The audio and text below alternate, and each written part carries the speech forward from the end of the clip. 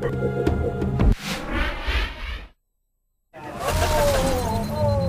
damage you at all? That's total crap!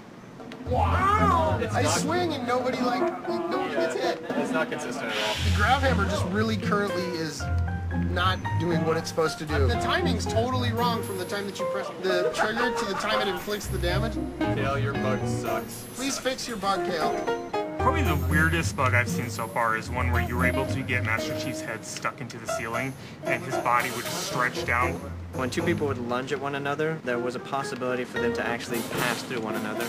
Get a person positioned on a rock, and as you're lunging at them, if they drop off the back of the rock, you're going to have to go sailing about half a mile in the air. It's really difficult to figure out all the different ways somebody is going to play our game. People will play this in totally bizarre ways. Kills with just the sword, and they'll just want to go through the game by never using weapons. It really has to change the way that you think about testing the game.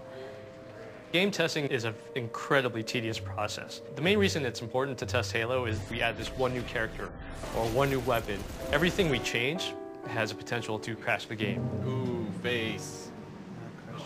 The testing of Xbox Live requires hours and hours of automation for our matchmaking. When you have over 100,000 simultaneous users playing your game, it's very complicated and requires lots and lots of boxes.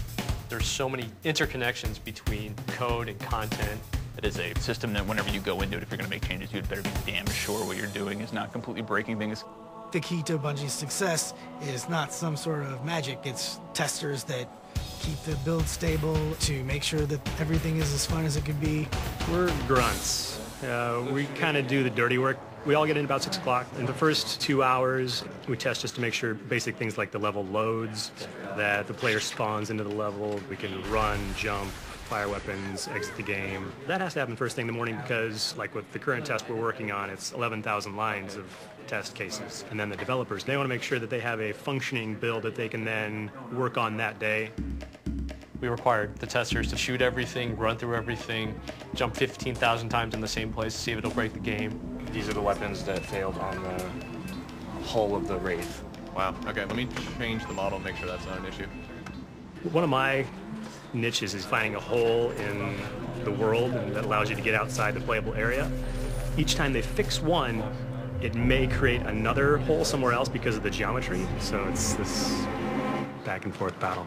The test team swears they tried to jump from limb to limb in the tree and get on top of that rock, you know, and none of them could do it, and then the first day you see a movie on YouTube where somebody gets on top of the rock and gets outside the world. Manual testing really is for stuff that we need visual verification. Somebody has to watch what's going on and check a box. It actually works the way that we intended. So go ahead and do a full 8. 2, 3, 4, 6, 7, 8. So that one worked. When you click campaign on the main menu, it takes you to the campaign UI screen. When we're looking at player colors, I checked color 1, I checked color 2. If you want to add something in single player, is this going to up multiplayer in any way?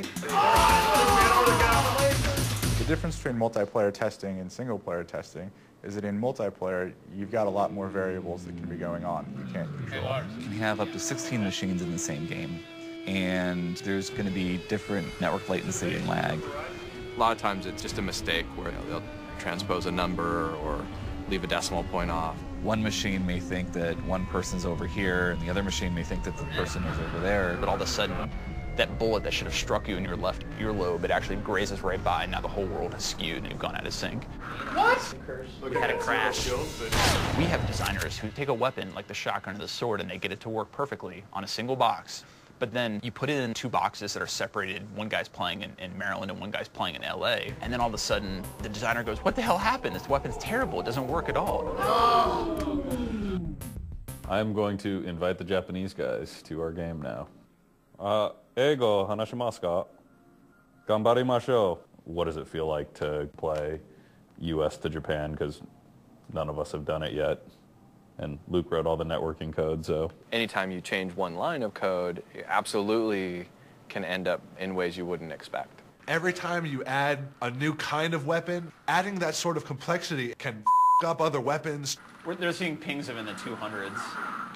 Changing a value on a weapon could break the way it reloads. Speeding the Warthog up by just a mile an hour at top speed could mean every time you go off a jump of over 5 meters, you die. If you don't test that jump, as soon as you ship the game, the world is screaming because they're dying every time you take the jump. The way Bungie tests involves everyone. The artist is testing by